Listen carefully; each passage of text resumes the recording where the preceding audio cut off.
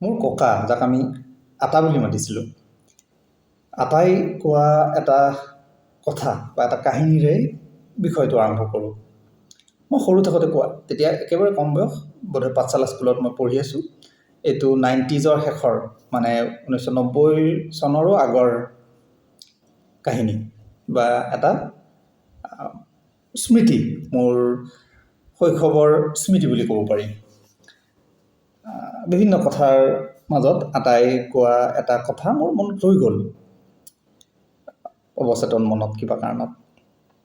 কাহিনীটো আছিল এনেকুৱা, তাৰ আগতে আটা অলপ আধ্যাত্মিক জগতখনৰ লগত জড়িত আছিল। গতিকে এদিন কথা প্ৰসংগত কোনোবা এজন মানুহৰ লগত, কোন মানুহ মই এতিয়া মনত কৰিব নোৱাৰোঁ, আটাই মোক হয়তো কৈছিল।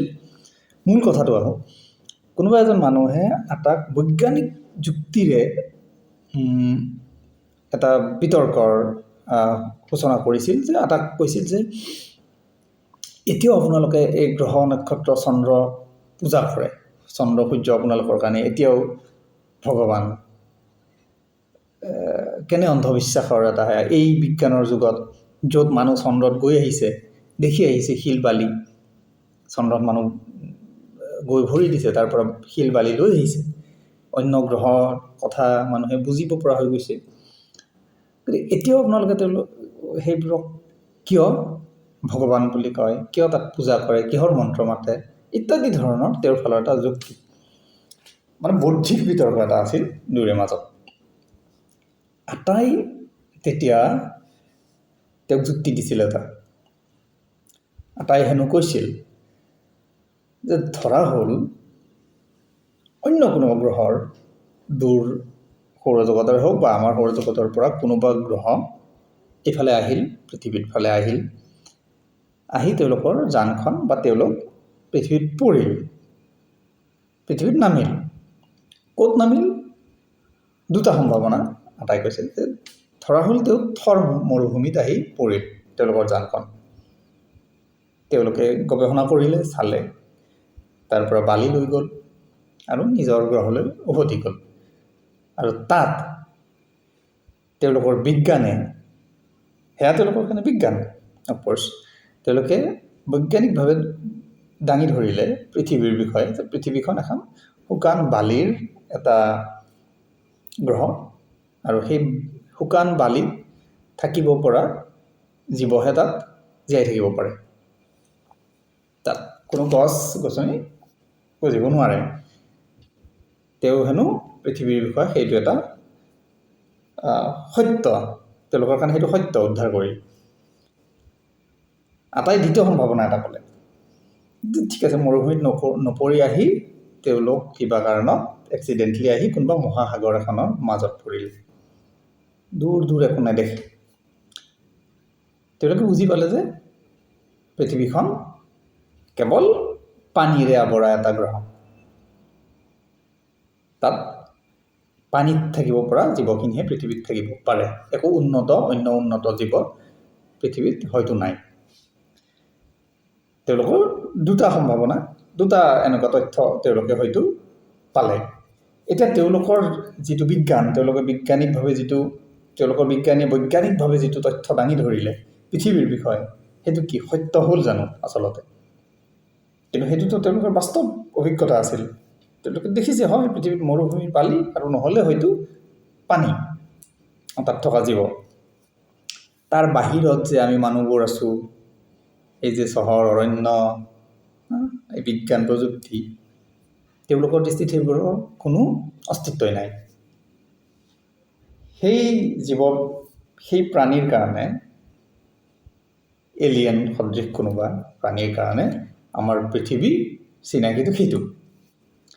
গতিকে আটাই সেই যুক্তিটোৰে ক'লে যে আমি চন্দ্ৰত যদি কোনোবা মানুহ গৈছে, যি বুজিছোঁ সেইখিনিৰে আমি চন্দ্ৰটোক, বা সেইখিনি সত্য বুলি চন্দ্ৰটোক আমি সেই বালি মাটিৰ এটা উপগ্ৰহ বুলি ক'লেই সম্পূৰ্ণ সত্য হ'ব জানো?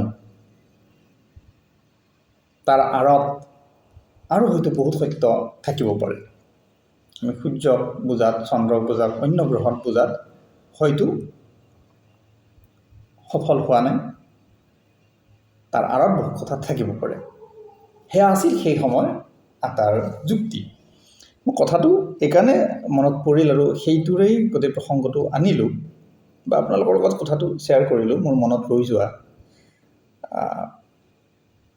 এটা ভাল লগা মোৰ কথা এটা আছিল, সেইটো ককাই কোৱা। ককাহঁতো আৰু ইমান বৈজ্ঞানিক দৃষ্টিভংগীৰ মানুহ বা কিবা এনেকুৱা মই ক'ব খোজা নাই, বহুত কিবা পঢ়া শুনা কৰিছে বিজ্ঞানৰ, সেইটোও নহয়। সাধাৰণ যিখিনি জানে, জ্যোতিষ বিজ্ঞান জানিছিল আটাই, কিন্তু তাৰ লগত হয়তো যিটো সাধাৰণ এনচিয়েণ্ট জ্যোতিৰ্বিজ্ঞান, ভাৰতীয় মানে পৌৰাণিক বা প্ৰাচীন জ্যোতিৰ্বিজ্ঞান, সেইটোৱে জ্যোতিষ আছিল, সেইখিনিলৈকে জানিছিল। আধুনিক কথা হয়তো কিবা অলপ খবৰ ৰাখিছিল। তেতিয়ালৈকে হয়তো আটাহঁতে জানিছিল সকলোৱে যে নাছাৰ বৈজ্ঞানিক গৈ নীল আৰ্মষ্ট্ৰংহঁত গৈ চন্দ্ৰত ভৰি দিছে। সেইটো প্ৰসংগ আহিছোঁৱেই যিহেতু মই কৈ লওঁ। এতিয়াও কিন্তু বহুত মানুহে বিশ্বাস কৰে, দাবী কৰে, প্ৰমাণো দিছে যে নাছাৰ বা আমেৰিকাৰ এপ'লো মিছন আছিল ফেক। সেই সময়ত 1969ত নাছাই 3জন মহাকাশচাৰী পঠিয়াই চন্দ্ৰৰ যিটো অভিযান আছিল সেইটো মিছা আছিল। সেইটো বহুতে বিশ্বাস কৰে, কিছুমানে এইটো কনস্পিৰেচি থিয়ৰী বুলি কয়, নাছাইও কয় যে এইবিলাক ভুৱা। কিন্তু বহুতেই বৈজ্ঞানিকভাৱে তথ্যসহ সেইটো প্ৰমাণো কৰিছে। গতিকে আমি ক'ব নোৱাৰোঁ সেয়া একেবাৰে সত্য বুলি। নাছাই যে গৈছে, নীল আৰ্মষ্ট্ৰং যে সঁচাকৈ চন্দ্ৰত ভৰি দিছিল, সেইটো 100% সত্য বুলি আমি দাবী কৰিব নোৱাৰোঁ। সেইটো হলিউডি শ্বুটিং বুলি বহুতে কয়। ষ্টুডিঅ'ত শ্বুট কৰি পেলাই বিশ্ববাসীৰ আগত চমক এটা দিছিল আমেৰিকাই, নিজক ৰাছিয়াতকৈ শ্ৰেষ্ঠ বুলি প্ৰতিপন্ন কৰিব। কাৰণ ৰাছিয়া ইতিমধ্যেই ৰাছিয়াই মহাকাশচাৰী পঠিয়াইছিল। শীতল যুদ্ধ এখন চলি আছিল আমেৰিকা ৰাছিয়া, গতিকে আমেৰিকাই নিজক শ্ৰেষ্ঠ বুলি প্ৰমাণ কৰাৰ সেইটো এটা ভুৱা পৰিকল্পনা বুলিয়ে বহুতে ক'ব খোজে। আৰু বহুত প্ৰমাণবোৰ বাৰু বিভিন্ন প্ৰমাণ আছে তাত। সেই কিয় আমেৰিকাৰ ফ্লেগখন তাতে বায়ুত উৰিব পাৰিলে, যিহেতু তাত বায়ুমণ্ডলেই নাই। আকাশৰ কলা আকাশৰ ফটোখন,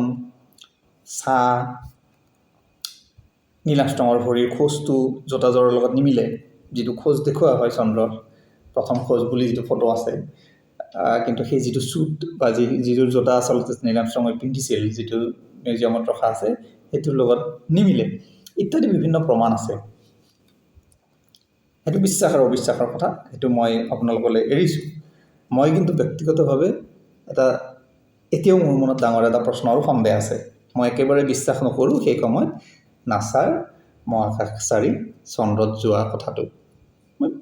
মই কোৱা নাই যে মই পূৰা অবিশ্বাস কৰোঁ বুলি মই কোৱা নাই, কিন্তু সন্দেহৰ থল সেইটোত আছে। আৰু তাৰপিছত এতিয়ালৈকে কিয় যোৱা নাই, এই ধৰণৰ প্ৰশ্ন কিছুমানে কৰে। এইবাৰো যিটো গ'ল, সেইটো চন্দ্ৰপৃষ্ঠত ভৰি দিয়া নাই, প্ৰদক্ষিণ কৰি গুচি আহিল। গতিকে এতিয়াও বিজ্ঞান প্ৰযুক্তি আমাৰ ইমান উন্নত হোৱা নাই। গতিকে এতিয়াৰ পৰা ইমান বছৰ আগত 69তে আমেৰিকাই ক'ৰ পৰা কি এনেকুৱা বিজ্ঞান উদ্ভাৱন কৰিলে, প্ৰযুক্তি উদ্ভাৱন কৰিলে, সেইটো সন্দেহজনক। গতিকে ক'ৰবাত এই কথাবোৰ আমি পুনৰ বিশ্লেষণ, পুনৰ ভাবি চোৱাৰ বহুত থল আছে। গতিকে বিজ্ঞান বুলি যি কৈ দিয়া হয় সেইটোৱে সত্য বুলি আমি কেতিয়াও মানি ল'ব নালাগে। এনেকুৱা বিজ্ঞানৰ নামত বহুত অসত্য কথাও বা হয়তো ভুল কথাও আমি কেতিয়াবা সঁচা বুলি ভাবি থাকোঁ বা পঢ়া শুনা কৰি থাকোঁ। বিজ্ঞানত এনেও এবছলিউট ট্ৰুথ বুলি কোনো কথা নাথাকে। চৰম সত্য বিজ্ঞানে কেতিয়াও একো নকয়। বিজ্ঞানৰ দুৱাৰ, প্ৰকৃত বিজ্ঞানৰ দুৱাৰ খোলা থাকে। গৱেষণা, সত্যৰ সন্ধান বিজ্ঞানৰ এটা মূল লক্ষ্য। সময়ে সময়ে বিজ্ঞানৰ আৱিষ্কাৰ, বিজ্ঞানৰ সূত্ৰ থিয়ৰী ভুল প্ৰমাণিত হৈ আছে আৰু হয়তো হ'ব পাৰে। নিউটন ভুল হৈ যাব পাৰে, আইনষ্টাইন ভুল হৈ যাব পাৰে, অলৰেডি হৈছেই। গতিকে এনেকুৱা বহুত সম্ভাৱনা থাকে বিজ্ঞানত সলনি হোৱাৰ, নতুন নতুন সত্যৰ, পুৰণা সত্যটো ভুল, আকৌ এটা নতুন সত্য। গতিকে আমি পৃথিৱীখনকে এতিয়ালৈকে বুজি পোৱা নাই। চন্দ্ৰ, সূৰ্য, গ্ৰহ, নক্ষত্ৰ আমি আচলতে কিমান বুজিছোঁ ইউনিভাৰ্চৰ কথা, সেইটো এটা ডাঙৰ প্ৰশ্ন। আমাৰ বিজ্ঞান প্ৰযুক্তি যদিও আমি ভাবি আছোঁ আমি উচ্চ শিখৰত উপনীত হোৱা বুলি বিজ্ঞান প্ৰযুক্তিৰ, কিন্তু আচলতে আমি অতি প্ৰাৰম্ভিক পৰ্যায়তে এতিয়াও আছোঁ। মানৱ সভ্যতা, মানৱ জাতিৰ বিজ্ঞান প্ৰযুক্তি এতিয়াও অতি সামান্য একদম চালুকীয়া অৱস্থাতেই আছে, সেয়া বিজ্ঞানেও স্বীকাৰ কৰে। গতিকে এইটো অহংকাৰ কৰা ভুল যে বিজ্ঞানে এইটো কৈ দিছে কাৰণে এইটো ভুল, কিবা এটা কৈ দিছে। সেয়া চন্দ্ৰ সূৰ্যৰ কথাই হওক, ইউনিভাৰ্চৰ কথাই হওক, সৃষ্টিকৰ্তাৰ কথাই হওক। সৃষ্টিকৰ্তাক লৈ বহুত বিতৰ্ক আহে। কিছুমানে কয়, যিটো আধ্যাত্মিকভাৱে ঈশ্বৰ বিশ্বাসীসকলে যিটো কয় যে ঈশ্বৰে সৃষ্টি কৰা এখন সৃষ্টি, কিছুমান বিজ্ঞানে কয়, বিজ্ঞানৰ সূত্ৰ বা বিজ্ঞান বিশ্বাসীসকলে বৈজ্ঞানিক মানসিকতাৰে সেইটো নস্যাৎ কৰে, সৃষ্টিকৰ্তা নাই বুলি কয়। কিছুমানে প্ৰাকৃতিকভাৱে হয়, কিছুমানে কয় সেই প্ৰকৃতিটো ঈশ্বৰ, কেনেকৈ হ'ব পাৰে ইমান এখন ইউনিভাৰ্চ। ইত্যাদি বিভিন্ন কথা আছে। আজি গোটেই কথা সামৰা সম্ভৱ নহয়। মই অলপ বিষয়বোৰ জাপ মাৰি কেৱল আলোচনা কৰিম। গতিকে আমি সেই আকৌ আটাৰ প্ৰসংগত কৈছোঁ, আমি কেতিয়াও চন্দ্ৰ সূৰ্যক আমি 100% বুজি পাইছোঁ বুলি আমি ক'ব নোৱাৰোঁ। আমি ইউনিভাৰ্চখন ইউনিভাৰ্চৰ গোটেই থিয়ৰিটো সলনি হৈ গৈ আছে। এটা সময়ত যিখন ইউনিভাৰ্চৰ কথা কৈছিল, এতিয়া বিজ্ঞানে সেইটোক আকৌ এক্সপাণ্ড কৰিছে যে নহয়, এখন ইউনিভাৰ্চ নহয়, মাল্টিপল ইউনিভাৰ্চ থাকে, মাল্টি ইউনিভাৰ্চৰ কথা কৈছে। বহুত ইউনিভাৰ্চ লগ লাগি আৰু এখন ডাঙৰ ইউনিভাৰ্চ। বিজ্ঞানে ক'ব ধৰিছে পেৰেলেল ইউনিভাৰ্চৰ কথা। বহুত চিনেমাও হৈছে তাকে লৈ।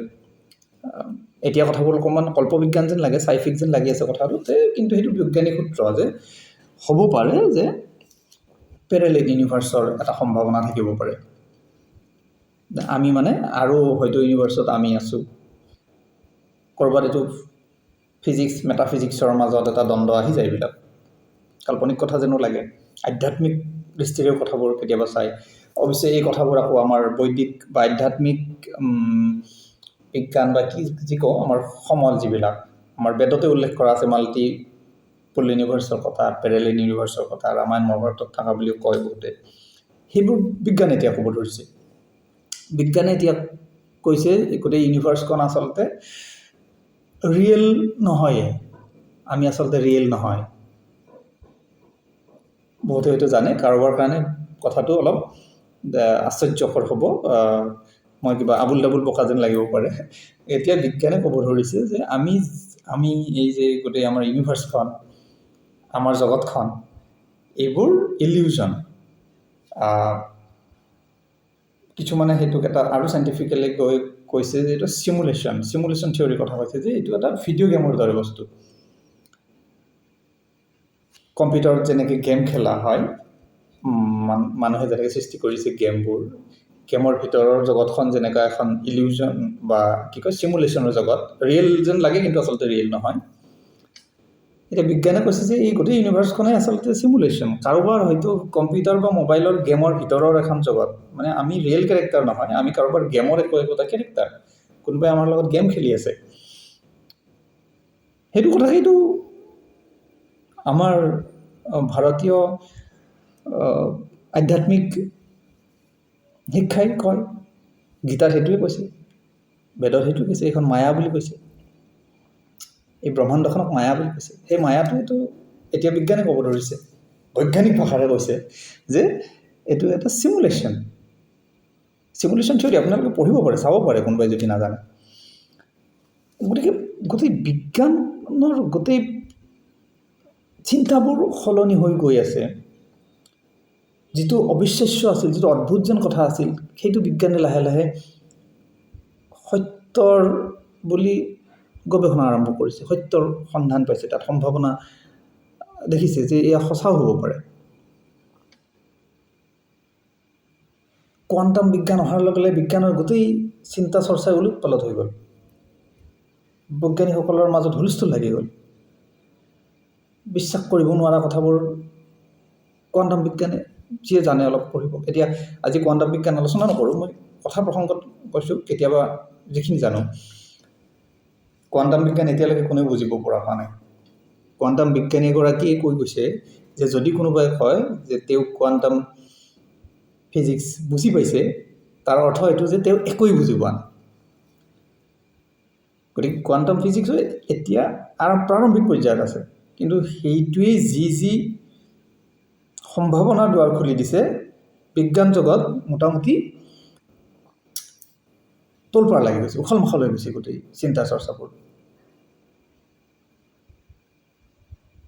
ডাবল স্প্লিট এক্সপেৰিমেণ্ট বুলি এটা কথা আছে, সেইটো কেতিয়াবা অলপ মই যদি চেষ্টা কৰিম বুজাবলৈ, যিসকলে জানে বা চাব পাৰে ইউটিউবত বা গুগলত, গোটেই কথাটোৱে অদ্ভুত হৈ যায়। তেওঁলোকে যেতিয়া দেখিছে সৰু কোৱাণ্টাম বা কণা এটা পদাৰ্থত, ফটনবোৰ, মানুহে যদি কোনোবাই চাই আছে তাৰ চৰিত্ৰটো বেলেগ হৈ যায়, আৰু যদি কোনোবাই চাই নাই গোটেই ঘটনাটো, তাৰ চৰিত্ৰটো বেলেগ হৈ যায়। গোটেই বিজ্ঞান জগত তোলপাৰ লাগি গ'ল সেই পৰিঘটনা। একদম লেবৰেটৰীত পৰীক্ষা কৰাৰ পিছত পাইছে। অৰ্থাৎ আমি যদি চাওঁ তেতিয়াহে কিবা এটা ৰিয়েল, কিবা এটা দেখা পাওঁ, আৰু যদি দৰ্শকজন নোহোৱা হৈ যায় তাৰ গোটেই পৰিঘটনাটো সলনি হৈ যায়। এতিয়া কোনোবা বিজ্ঞানেও এনেকৈ ক'ব ধৰিছে যে আমি চাই আছোঁ কাৰণেহে ইউনিভাৰ্ছখন আছে, কোনোবা দৰ্শক আছে কাৰণেহে গোটেই ব্ৰহ্মাণ্ডখন আছে। আমি যদি নাচাওঁ তেতিয়া হয়তো ইউনিভাৰ্ছখন, গোটেই ব্ৰহ্মাণ্ডখনৰ ৰূপটো বেলেগ হৈ যাব পাৰে। এইবোৰ বিজ্ঞানৰ কথা দেই, মই কিবা অদ্ভুত অন্ধবিশ্বাসৰ কথা কৈ নাই। গতিকে মোৰ প্ৰসংগটো এইটো যে কেতিয়াও বিজ্ঞানে যিটো আচল বিজ্ঞানে কেতিয়াও নকৰেই, কিন্তু আমি অলপ চলপ বিজ্ঞান জানিয়ে কিছুমান চিন্তাক অন্ধবিশ্বাস বুলি প্ৰায় নস্যাৎ কৰি দিওঁ। সেইটো কিন্তু আকৌ বেছি অবৈজ্ঞানিক কথা। যিটোক অন্ধবিশ্বাস বুলি ভাবে বহুতে, যিটো যুগ যুগ ধৰি বিশ্বাস এটা চলি আছে, যাক হঠাৎ অন্ধবিশ্বাস বুলি কৈ দিয়া হ'ল, তাৰ আঁৰত ক'ৰবাত কিবা এটা বিজ্ঞান সোমাই থাকিব পাৰে নেকি, সেইটো গৱেষণা আৰু অধ্যয়ন কৰাটোহে বিজ্ঞানৰ লক্ষ্য হোৱা উচিত। কিয় আগৰ মানুহে চন্দ্ৰ, সূৰ্য, আকাশ, বতাহ, বৰষুণক ভগৱান দেৱতা বুলি মানিছিল, সেইটোৰ কিবা এটা থিয়ৰী হয়তো তেতিয়া মানুহে ভাবিছিল আৰম্ভণিত যে মানুহবিলাকে এটা প্ৰাকৃতিক এই কথাবোৰ যেতিয়া দেখা পালে, তাৰ যিহেতু বিজ্ঞানটো বুজি পোৱা নাছিল, সেইটোক এটা দেৱতা ভগৱান বুলিয়ে চিন্তা কৰি তাক পূজা কৰিব ধৰিলে। হ'ব পাৰে, এইটো নস্যাৎ কৰা নাই মই, কিন্তু তাৰ আঁৰত ক'ৰবাত আৰু কিবা বিজ্ঞান আছে নেকি? এই যে দেৱতাসকল আগতে নামি অহা বুলি কোৱা যায়, আমাৰ পৌৰাণিক কাহিনীবোৰত, ৰামায়ণ মহাভাৰতকে ধৰি যিবিলাক পৌৰ কথা আছে, পৌৰাণিক কাহিনী আছে, যিটোক মাইথলজি বুলি কোৱা হয়, মিথ বুলি কোৱা হয়। বহুতে সেইটোক আপত্তি কৰে, সেইবোৰ সত্য বুলি কয়, গতিকে মিথ বুলি ক'ব নালাগে, মাইথলজিকেল শব্দটোক লৈ এটা আপত্তি থাকে। মই নিশ্চয় ভাবোঁ সত্যৰ আধাৰত থকা কাহিনী হ'ব পাৰে এইবিলাক, সকলোবোৰ যে কেৱল মিথ বা মাইথলজি নহ'ব পাৰে। এতিয়া তাত যে লিখা আছিল কোনোবা ভগৱান আকাশৰ পৰা নামি আহে, দেৱতাসকল আকাশৰ পৰা নামি আহে, এটা সময়ত সেইবোৰতো কেৱল কল্পনা বুলি কৈছিল, মানুহে অবিশ্বাস কৰিছিল।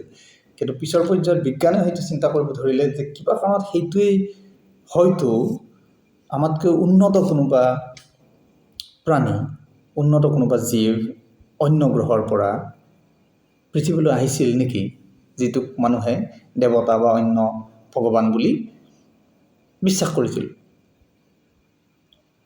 সেইটো এটা নতুন চিন্তাৰ বাট মুকলি কৰিলে পিছৰ ফালে, যে সেই কাহিনীবোৰৰ পৰা যদি আমি বিজ্ঞান বিচাৰি চাওঁ, তাত ক'ৰবাত সেইটো সত্য কথাই আছিল নেকি, বিজ্ঞানেই আছিল নেকি, যাক আমি ভাবিছিলোঁ যে এইটো কাহিনী, অন্ধবিশ্বাস, কোন ভগৱান ওপৰৰ পৰা নামি আহিব,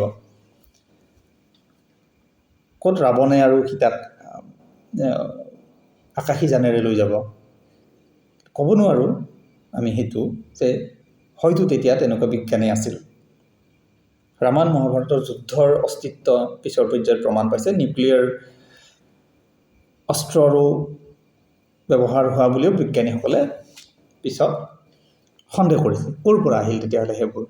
তেতিয়া ক'ত ইমান উন্নত বিজ্ঞান, এতিয়াতকৈ উন্নত বিজ্ঞান কেনেকৈ আহিল?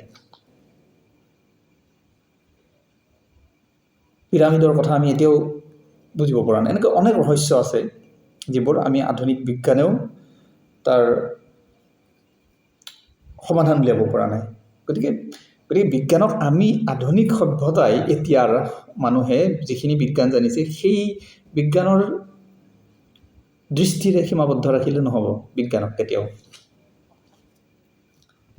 আমি পৃথিৱীৰে আমাতকৈ প্ৰাচীন বিজ্ঞানৰ বহুত কথা এতিয়ালৈকে আমি বুজিব পৰা হোৱা নাই। গতিকে আমি কেনেকৈ কওঁ যে আমি যি জানিছোঁ সেয়ে শুদ্ধ, বিজ্ঞানে এতিয়া যি কৈছে সেয়ে শুদ্ধ? নহ'বও পাৰে। আমাৰ জীৱনকালতে বিজ্ঞানৰ কিমান কথা সলনি হৈ গ'ল। আমি নিজে সৰুতে কেইবছৰমান আগলৈকেতো সৌৰজগতত আমি 9টা গ্ৰহ লিখিছিলোঁ। আপোনালোকে নিশ্চয় তেনেকৈ জানি আছিল। হঠাৎ সলনি হৈ গ'ল, বিজ্ঞানে কৈ দিলে প্লুট'টো গ্ৰহ নহয়, 8টা হৈ গ'ল এতিয়া। তাৰপিছত বিজ্ঞানীসকলে অনুমান কৰিছে যে আৰু এটা গ্ৰহ সৌৰজগতত থাকিব পাৰে, যিটোৰ আমি অনুমান কৰিছোঁ কিন্তু সম্পূৰ্ণৰূপে তাৰ তথ্য পোৱা নাই, আৱিষ্কাৰ কৰিব পৰা নাই। প্লেনেট এক্স নাম দিছে। গতিকে আমি নিজৰ জগত, সৌৰজগতখনেই আমি এতিয়ালৈকে চিনি পোৱা নাই। আমি কৈ আছোঁ আমাৰ বিজ্ঞান প্ৰযুক্তিৰ ইমান উন্নতিৰ কথা কৈ আছোঁ।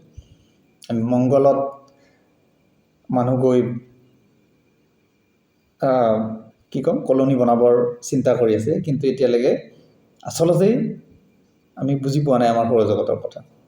পৃথিৱীখনকে এতিয়াও বুজি পোৱা হোৱা নাই।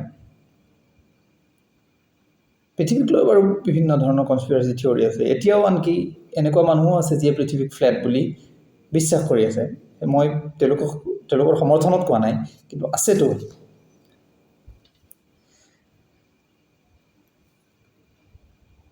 গতিকে মোক ক'ব খোজা কথাটো এইটোৱেই যে আমি কেৱল বৈজ্ঞানিক যুক্তি দেখুৱাই, বৈজ্ঞানিক মানসিকতা বুলি কৈয়ে কিবা এটা কথাক ভুল বুলি কোনোবাই বিশ্বাস কৰি থকা বা আগৰ কিবা এটা চিন্তাক ভুল বুলি কৈ দিয়াটো আমাৰ বৈজ্ঞানিক মানসিকতাৰ প্ৰমাণ নহয়। বৰং আমি সেইটোক লৈ নতুন গৱেষণাৰ পথ মুকলি কৰাটোহে আমাৰ উদ্দেশ্য হোৱা উচিত। সেইটোহে প্ৰকৃত বিজ্ঞান। আৰু আচল বিজ্ঞানে তেনেকৈ সলনি হৈ গৈ আছে, চিন্তাবোৰ সলনি হৈ গৈ আছে।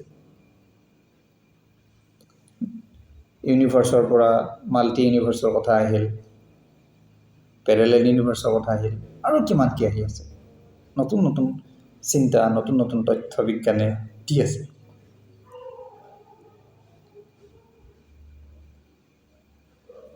মই এই বিষয়বোৰ আজি যিবোৰ আলোচনা কৰিলোঁ, পাৰিলে যদি কোনোবাই ইচ্ছা কৰে, নাজানো তোৰ নালাগে এইবিলাক কথাৰ প্ৰতি বৰ বেছি মানুহ আগ্ৰহী হয় বুলি, এইবিলাক অদৰকাৰী কথা বুলি বেছিভাগ মানুহে বোধহয় ভাবে, নাজানো। কিন্তু এটা নিৰ্দিষ্ট বৌদ্ধিক জগতত এইবোৰ আলোচনা হৈ আছে। সাধাৰণ মানুহৰ কাৰণে অসমততো এতিয়াও বৰ বেছি চিৰিয়াছ কথা কিমান আলোচনা হয় ছ'চিয়েল মিডিয়াত মই নাজানো। মই এইবিলাক এনেই বহুতৰ কাৰণে আবুল তাবুল বকি থকা কথাই হৈছে, সেইটো মই বুজি পাওঁ। এতিয়াওতো আৰু তৰল স্থূল কথাৰেই ছ'চিয়েল মিডিয়াৰ ভৰপূৰ, এইবিলাকৰ ভিউজ বেছি, ৰাইজৰ ৰুচি সেইবোৰতে বেছি। সকলোকে কোৱা নাই দেই, কিছু বেছি সংখ্যকৰ কথা কৈছোঁ, সংখ্যাগৰিষ্ঠ। এইবোৰ কথাৰ ওপৰত বৰ বেছি মানুহৰ ভৰসা নাই, আৰু এইবোৰ কথা ক'লে এতিয়া মুখে গালি হয়তো কমেণ্টত নক'লেও ভিতৰত গালি যে অন্ধবিশ্বাসৰ কথা, আল্টু ফাল্টু কথা ক'ব ধৰিছে। কিন্তু বিজ্ঞানত আচলতে এইবিলাক অন্ধবিশ্বাস বুলি কথা একো নাই। মই কোৱা নাই আপুনি যে মই আৰম্ভণি যিটো কাহিনীৰে কৈছোঁ, মই কোৱা নাই চন্দ্ৰ সূৰ্যক আপুনি পূজা কৰক মন্ত্ৰ মাতক, কিন্তু ক'ৰবাত মন্ত্ৰটো এতিয়া লাহে লাহে বিজ্ঞানে মানিব ধৰিছে। স্পিৰিচুৱেল কথাবোৰ লাহে লাহে বিজ্ঞানৰ লগত জড়িত হ'ব ধৰিছে, আৰু হোৱা উচিত। দুটাই ইমান কিয় নিলগে নিলগে থাকিব লাগে? আধ্যাত্মিক জগত আৰু বিজ্ঞান জগত যদি লগ লাগি আগবাঢ়ে, তেতিয়াহে আমি প্ৰকৃত সত্যৰ সন্ধান কৰিব পাৰিম। প্ৰায়ে কি হয়, বিজ্ঞানে স্পিৰিচুৱেল জগতটোক বা ঈশ্বৰ, আধ্যাত্মিক চিন্তা এইবোৰক দূৰত ৰাখি বিজ্ঞান চলিব খোজে। তাৰ মাজত অৱশ্যে ব্যতিক্ৰম আছে। বহু বিজ্ঞান সাধকো স্পিৰিচুৱেল সাধক হয়। কিন্তু কৈছোঁ যে এইবোৰ আৰু অপেন মাইণ্ডেড হৈ আমি চিন্তা কৰিব লাগে কথাবোৰ। সেই খাতিৰতে আজি প্ৰসংগটো দীঘলীয়ে হ'ল, বহুত কথা জাপ মাৰি কৈছোঁ। যদি মই ভাবোঁ যে মানুহে যদি ইচ্ছা কৰে এইবোৰৰ ওপৰত, আৰু মোৰ ইচ্ছা আছে গোটেই কোৱাণ্টামৰ কথা অলপ কেতিয়াবা, হয়তো মাল্টি ইউনিভাৰ্চৰ কথা কেতিয়াবা, পেৰেলেল ইউনিভাৰ্চৰ কথা অলপ কেতিয়াবা পাতিম, আমাৰ জগতখনৰ কথা, সূক্ষ্ম জগত, আধ্যাত্মিক চিন্তাৰ লগত বিজ্ঞানৰ ক'ত মিল আছে, এইবোৰ কথাও কেতিয়াবা মই কোৱাৰ চেষ্টা কৰিম। কোনোবাই যদি এতিয়ালৈকে এইখিনি চাইছে ভাল, বিষয়টো হৃদয়ংগম কৰক, পাৰিলে সহযাত্ৰী হওক, আৰু একেলগে আমি নতুন চিন্তাৰ বাট মুকলি কৰোঁ আহক। আজিলৈ এইখিনি, ধন্যবাদ।